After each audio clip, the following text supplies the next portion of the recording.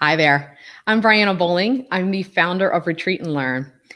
If you like these interviews that I've been doing, I need you to help spread the word. Hit subscribe on YouTube, follow us on Facebook, and even more important, share it with your friends. So while we're live today, and like all of our interviews, feel free to post questions in the comments and we can answer them while we are actually live and you can get the answers that you need. I've been trying to eat better in 2021 and so far I'm doing better, but it's really hard. And the first week was super tough. I mean, the sugar cravings, they're real, right? Then it got easier and I thought I had it. And now I'm starting to slip. And what thing is that I really love how I feel when I'm eating more vegetables and less carbs. So I'm confused why I can't stick to it. Why can't I do this if it feels so much better? So I'm happy to have Nirit Roddy here today to help me out with this question and help the rest of you as well. Nirit is a certified nutrition and wellness educator, as well as a certified personal fitness trainer. She has great positive energy, and so I'm really excited to learn from her today. So with that said, I'm going to bring in Nirit. And am I saying it correctly? Yes, it's Nirit, like fit with Nirit. Fit with Nirit. All right, great. Well, welcome. I'm glad to have you here today. I was wondering if we could just start with a little bit about you and how you got into wellness. I know that not too long ago, you were a school teacher. So how did you move from school teacher to wellness and what brought you to this path? So that's a great question. I was a fifth grade teacher for 10 years and I love teaching and I love children. So what brought me to this path is that I always kind of struggled with, being healthy and my weight. And it just seemed like I was kind of like getting dumped on a lot. So, I wasn't always a skinny girl or thin girl or super in shape girl. In high school, I certainly wasn't. And growing up, I certainly wasn't. And it was not easy for me. So kind of what you see is not what you might assume. And then after I had my first son, Andrew, who is 13 almost, in next month he'll be 13, I was diagnosed with hypothyroidism, which, as many of you all know, slows down your metabolism, makes it slow. And then I hit early menopause. So going through all those symptoms when you're watching friends get pregnant and you're, gaining weight and all that stuff. And I tried, so many different things. And I was like, you know what, there has to be a way. And I was always, interested in finding out a way to do this that is not a diet, that is not like that, no supplements, none of that. And I tried all those things and I knew in my heart that it wasn't right, but I just kept going because I was so desperate to like figure it out. So with that, I was like, okay, I'm not going to sit here and pout anymore. And I decided that I was going to, you have to make that decision. Like, I'm going to get in shape. I'm going to be happy. We adopted our second kid. And really, it's that belief. It's that belief. And I wanted to show others, like I wanted to show others that you can have this too. And you can do this too. And you can have the things that you want. So that's why I do what I do. So I think I'm probably the opposite of you. I was a really skinny girl until I had kids. And then, well, now I'm not a skinny girl anymore, and I would love to maybe not be skinny, but I certainly would love to be healthier. And so I guess if we only had 10 minutes today, like just 10 minutes you were going to give me the best tips that you could, what is the one thing that you would tell us that would, and in terms of not just, hey, here's how you eat healthy, but how do you make this a lifestyle? Like, how do you make this something that I can do for the rest of my life that doesn't feel like I'm depriving myself? I mean, because that to me is the hardest thing. Like, I don't want to say, okay, today I'm doing this and I'm going to do this perfect for the rest of my life. I wanted something actually is just comes naturally. I'm not having to log every day. I just know this is what I'm doing. What can I do? So most women who come to me are kind of like you, is that they used to be in good shape when they were younger, and then their metabolism is damaged. And what I do is I fix it with them. And if I could give advice to everybody is perfection is the killer of progress. And I just kind of talk to my clients about that, because why they're doing so well is because we don't try to, my program is not about going to the, gym. I don't even have my clients go to the gym. And now you probably can't, but it's not about doing an hour of exercise 7 days a week and eating perfectly, because that is not a lifestyle.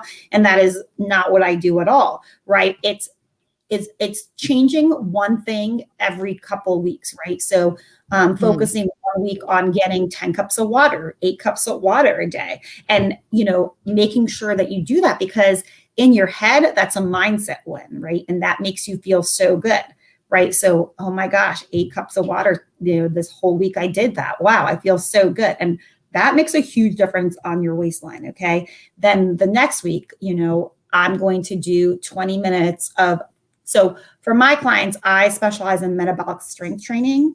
So that's, it changes your metabolism, right? It boosts it. So I combine in my workouts, my specialty is combining endurance and strength training so that you're burning calories while just sitting here, right? Because most women, their metabolism is damaged. And so we fix it by doing these workouts. So I don't say, okay, you have to do this an hour, 5 days a week, or, it's just 20 minutes, 3 or 4 times a week, right? That's to your level, right? And that's what I encourage you to do and commit to it. So, but start, if you are going from 0, start with 2 days a week and then add a 3rd day. Do you know what I'm saying? So would you only add one thing at a time? So you talked about exercise and you talked about water. And I'm not saying, I assume that every person's different, but would you recommend that they just focus on just increasing their water the first week that they start trying to go into this? Or would you try to hit the exercise and the diet at the same time? Or does it matter? So I think that it depends on the person. Like some people I start with, and they're super ready to hit the ground running and they want to do everything at one time. And those people are great. And I encourage that. Like if they're ready to do everything at one time, that's fantastic. And they should, right? Like I don't want to stop them, but some people, they don't. And the thing is, I want people to understand this. It still shouldn't be perfect, right? Hitting the exercise and the water and the eating, that doesn't mean you're eating chicken and broccoli at every meal. That's not what my program is, because my program is a lifestyle. So that's not what I encourage you to do. What I mean by that is understanding how food works and not restricting your food. So, but to answer your question, most women who come, they have a strength. They have something that they're better at, right? Something that's easier. So if something's easier for you, I would start with that one, because it's really, really important psychologically to get wins, right? Because whatever is easier for you, you'll get wins from that. As you start slimming down and seeing results, you feel more positive about yourself. And that's where you're seeing all the testimonials from my page, like all the women losing all that weight. It's not from dieting. It's not from, working out an hour at the gym. It's from progress, not perfection. It's not from working out every day for an hour. It's all those little things. So you're not sabotaging yourself, right? Because if you're perfect, you're going to sabotage. So that's my biggest thing.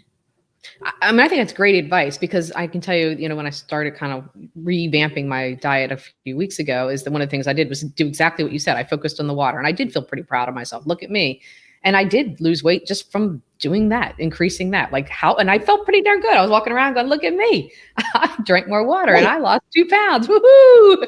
So I get what you're saying. Now I'm like, let's say, a month or 2 into this of trying to be better about things, and I'm still feeling great. I really am. I mean, I feel so much better, but I'm not continuing to lose weight. And so I'm starting to feel a little demoralized, like, all right, I'm doing all the stuff still. I'm still feeling better. Like I feel healthier, but I'm not losing weight. And that doesn't feel good. So then what do you tell your clients when they hit kind of that little roadblock where they're just kind of the same? Well, with my clients, they work with me, so we are continuing to lose weight. So so you want me to tell you, people are like my clients, because with my clients, we have, I check on them every single day, and we make new goals, right? What Gotcha. I would tell somebody is that if they were really serious and wanting to lose weight, then they have to continue to make goals, right? Okay. Because Add if you're to not, it. yeah, you need to add to it. So, Okay. because my program focuses on weight loss, and I have a brand new program called 20 pounds in 90 days, and the whole focus on it is to feel healthy, happy, and beautiful, without giving up the foods and drinks you love, right? And this is entirely possible. I've worked with over 300 women, and it's all about learning and having accountability. So, for example, one thing that I would tell women is, if they are, serious about doing this, is a couple things, scheduling your workouts like it's a doctor's appointment, 3 to 4 times a week, having a program that you follow that's going to fix your metabolism for your workouts, and also planning. I don't believe in like weekly planning of what you're going to eat, because I think like we're so busy, but taking 5 minutes a day before to know what you're going to eat the next day, and also being honest about what you're eating. Ooh, that's a good one. It's funny because I teach a time management class, and that's what I tell people too for time management is plan your day in advance, and then you're going to be more successful the next day. So I guess it comes down to nutrition too, the same thing. Oh, so you just mentioned something pretty interesting. You said that there's really nothing off limits. Is that true? I mean, is there anything that somebody really should never eat again? So, yeah, I mean, it's all about, like, if you looked in my on my Facebook page, you can see tons of testimonials. I have clients who eat like pizza and drink wine every Friday, and lost 40 pounds. And it's not, of course. Can you have like 40 pieces of pizza and like 30 glasses of wine every single day? No, you can't. You do have to be accountable. Like, so there's a lot of things you'll learn in my program, like how to do that, right? And how to, you're basically learning how to, what I would recommend is really learn a lot about how nutrition works, right? And most women I know don't have time for that, which is kind of like what I teach, professional women, and get accountability, because my job is to make sure you do it, right? So, but it really matters to be honest with yourself, and is pizza going to ruin you? No, it's not.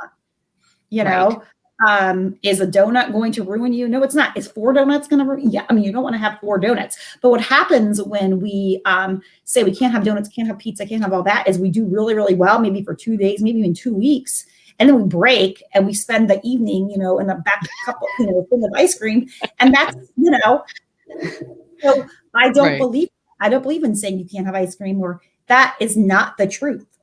Right. And then what happens when we do that, and what I asked my clients, I said, like, why me? Like, why, and they were like, we, plenty of people, we know how to lose weight, but you taught us how to keep it off forever. That it's different, right? It's being realistic, and it doesn't sound sexy, but it's the truth, right? You can lose weight, but you have to learn how to do it.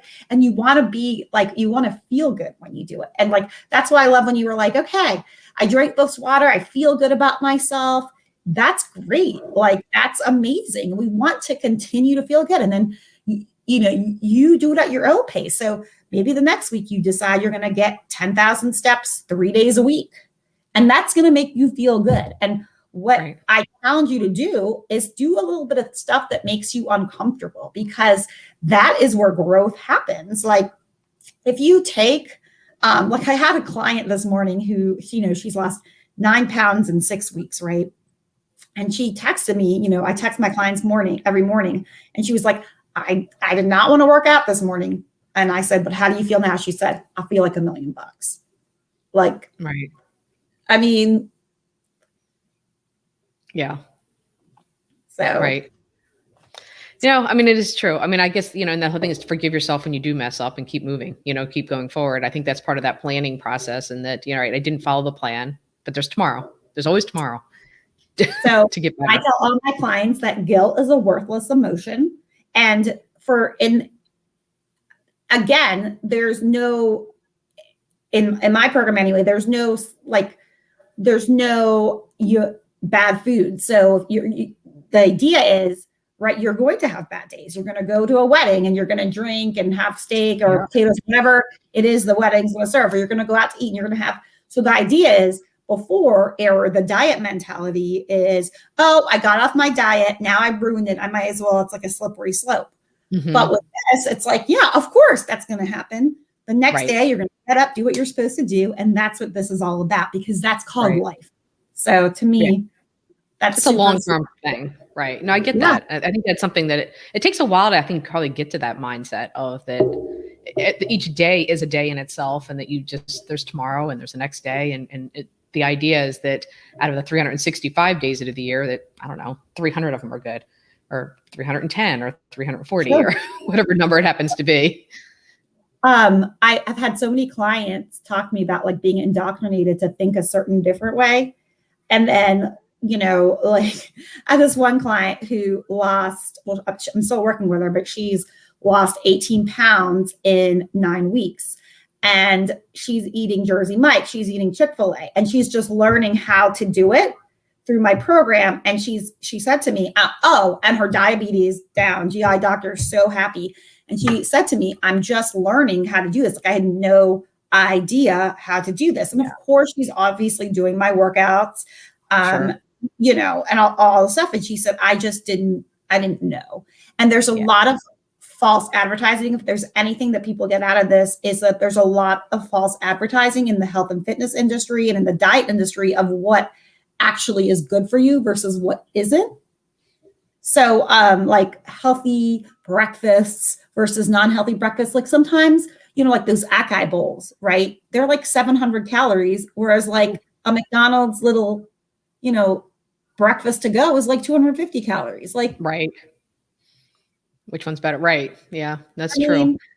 All right. So that actually brings me to another question. There's two things I really want to make sure we hit. And of course, like all these interviews, they go by really fast. So one of them is time. I mean, it does take more time to prepare a meal than it does to run through a drive-through. If I'm at work, it's a lot quicker to not pack that lunch and to just run through the McDonald's drive-through and grab something. So what do you do for your clients in terms of time, in terms of making sure that how do they get the time to prepare a healthy meal? So first of all, there's a lot of healthy options at certain fast food restaurants. You just have to understand how to order. So that's number one, and I give them. And number two, I always say this, and my clients will laugh at me. I'm really about preparing food and not cooking food. Like, all the things that I make are very quick and easy. Some people don't like that. Like, they're very into recipes and all that kind of stuff. And you can still do that on my program. It's just not how I roll. Like, I own a business. I'm homeschooling my kids. I have a lot going on. So time is not something that I have a lot of. That being said, time is something that you make when you prioritize something. So what I suggest doing for lunches is I always prepare, notice I said prepare, not cook, prepare a big dinner, right? And so we have a lot of leftovers when it comes to lunch. Right. So, but there are a lot of healthy options that you can have. But like I said, you can also order smart as well. So yeah, but is it going to take a little bit more time sometimes? Yeah, it is. But is it worth it? Yeah. Yeah, especially for people who are working from home. Right. I mean, like a lot of times I'll set something while I'm working. So it's super easy in that situation. And then for people who are working, you can make a bigger dinner and take your leftovers. I mean, it's all about prioritizing. And when you get the results that people are getting. It is worth it. It's an investment, just like anything. Saving for college isn't fun either, but it certainly is sometimes. The results sure feel good. Absolutely. And, so many people who have worked with me and done super well, they just know if they like to eat during the day, they just know how to order smart. Smart. Okay. So you have a family. I have a family. And, not only is it when you are kind of trying to switch from, a diet that maybe had a lot of processed foods and salts and stuff in it, and then you're trying to move to a healthy diet, it doesn't taste all that great to our palate either at first, but it really is difficult to then convince your family. So I am one of those people who I do not want to prepare 2 meals. I want to prepare a meal for my family and a meal for me. Should you? I mean, like if your family's just not on board, what do you do there? Do you just prepare 2 meals, or do you just let them starve? Or do you say, tough luck, either you eat what I'm eating here or too bad on you? What do you recommend there? I'm so glad you asked that question, because I just have a new client, Laura, who just said how much she loved. So I give a course to my clients about just like different meal ideas, different stuff. I don't tell you exactly what to eat. I teach you that kind of stuff. And she loved my meal suggestions, because this is what I recommend doing for families. And I have 9-year-old and a 12-year-old.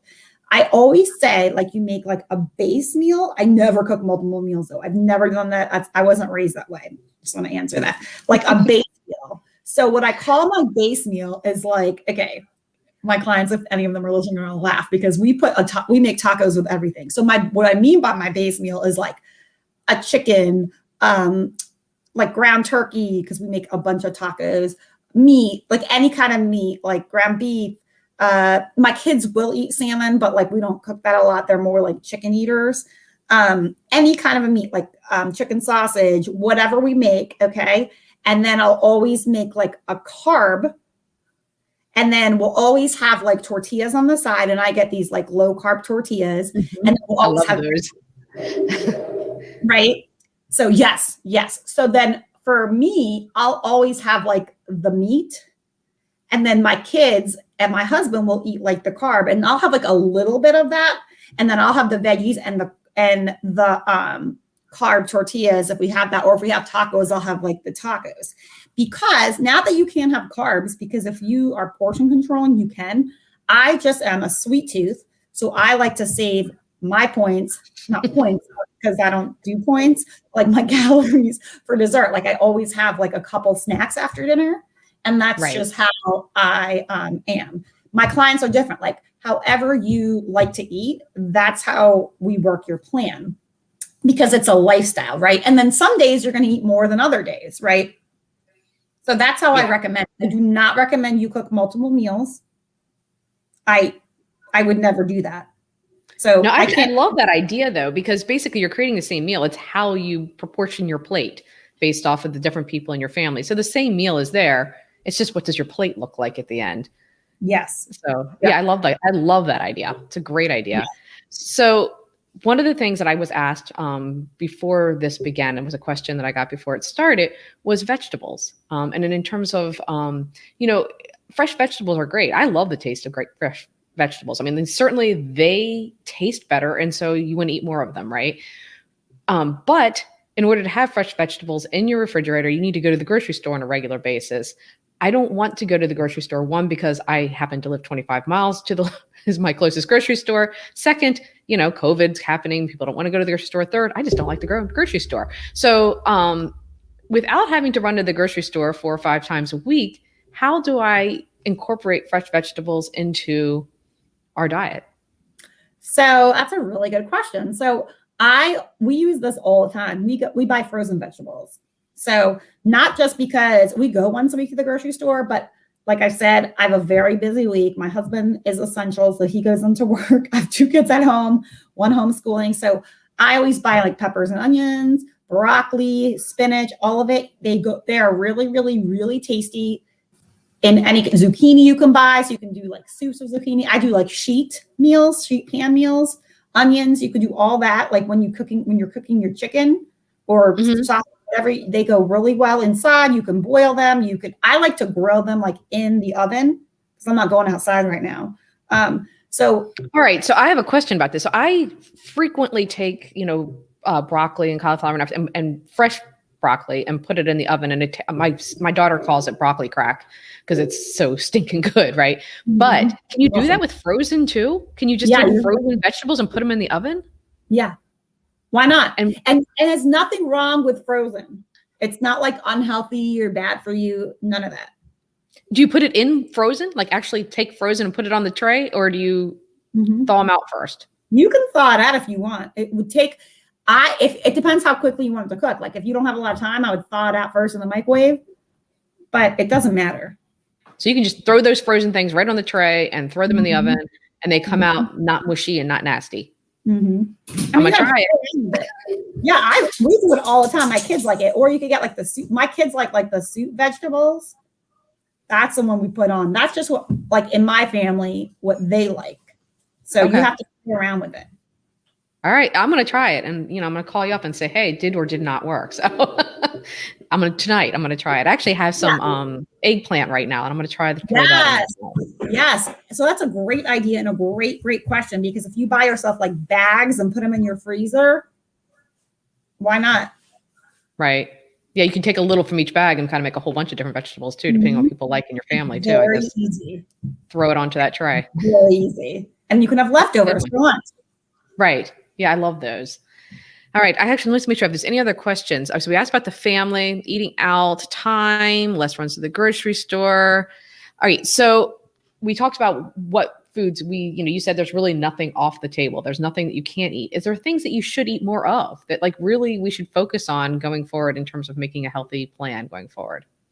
So this is personal for me. So I get hungry a ton because I move a lot, and so what I do is I call these high volume foods.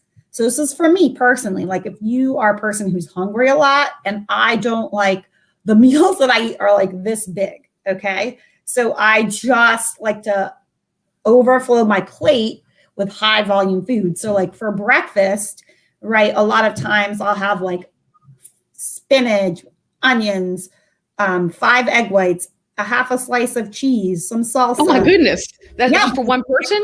And a tortilla, right? And all that's under 200 calories, right? That's what I mean. That's the kind of stuff I teach people in my course. Like I want people to understand, like you want to eat high volume foods, you want to fill up, because everything, like the stuff people are eating right now is, you can absolutely like eat like, and not all my clients do this, you know what I mean? Like some of them are eating like a little bar for breakfast because that's what they want. And that's fine too. But we're trying to get you to get more bang for your buck. And that is the whole thing. So for lunch, I always have like a ton of spinach when I can. Sometimes I'm like, well, not right now, but when we were doing in-person events, like I'd have, whatever, or like if I'm going out to lunch or something like that, like, I don't have to stick to whatever, but I try to have like a ton of vegetables, a big apple, big protein when I can. Now when I'm going out with my kids, you know what I mean? But I try to stick to high volume food when I can so that I can have treats when I can, so that anytime there's like a special time, I can always have a treat, so that I can have wine when I want to have wine, so that I can have dessert every single day. Right. So that or several, you know what I mean? Like when I make those choices, because I fill up on that. So that's definitely what I recommend. I also recommend getting checked by your doctor to see, how, if you're deficient in any vitamins, getting your thyroid checked, that kind of stuff. But I also recommend taking action. Imperfect action every day is so much better. Like, don't try to be perfect. That's never going to work long lasting. You're just going to get injured. You're going to get, your mindset's going to be messed up, and it's all up here. It's all about up here. Like if you feel good, that's really what it is. And, having that accountability is super important, super important. I mean, I love all those tips. And I think that, the frozen vegetable, that to me is alone. That's going to be my big thing. I'm going to try. You talk about the imperfect action. That's my new goal for this week, is I'm going to really try to incorporate frozen vegetables in. So yeah, you're right. Add a little bit of something every day that's going to change. Yeah. And eventually, you have a whole bunch of actions at it. So I love all the advice that you've given. Is there anything you want to add, or anything that, that you feel like we've left out, or that you really want to make sure that people understand? I think that this is what I think is super important. I think that women don't understand that the number one killer of women is heart disease. It's super, super important, and we don't talk about it enough. We always say, and this is not a popular thing, but I think women always put other people first. And I think part of that reason is because, and people are not going to like this answer, I think it's because it's easier. It's easier to put other people first because it's harder to deal with your own crap. It's harder absolutely. to get earlier to do your workouts. It's harder to do those other things. But when you accomplish, and I know because I've been on the other side of it, but I will say, once you accomplish, what you want and you get it, it feels so good, and it's so motivating, and you just you become this person, and you want to be there, and getting that accountability without judgment, because you want to be with someone without judgment, and that is super, super important. But taking care of yourself is not selfish. It's it's not. Yeah, but it's hard. You're right. It's a hard thing for a lot of people to do. And so I think it's a good point. But it will help you in any and every relationship you have. And to me, relationships are everything, like everything. It's everything. Your relationship with your spouse, boyfriend, girlfriend, kids, coworkers, friends, parents. To me, that's what it is. So, right. Yeah. All right. So that's what I leave. And thank you so much. I love being here. I love speaking, with you. Yeah, it's been good for me. I mean, I think this is something all these interviews I do are really things because I want to know about them. So talk about being selfish. Here it is right here. No, I loved it. I'm excited. Things I want to know. So I will, after we finish this, I will post in the comments if you're interested in, in reaching you. If any people would like to work with you, it's going to be right there in the comments so that they will know how to reach your Facebook page and your website page and all those different things. That's a lot easier than mentioning it here because nobody's going to want to write it down. It'll just be all written there in the comments for them. Wonderful. So, all right. So thank you so much. I really appreciate your time and all of your expertise and your energy and your very, your positive outlook on trying to make life better. So thanks. Thank you. Right back at you. Great.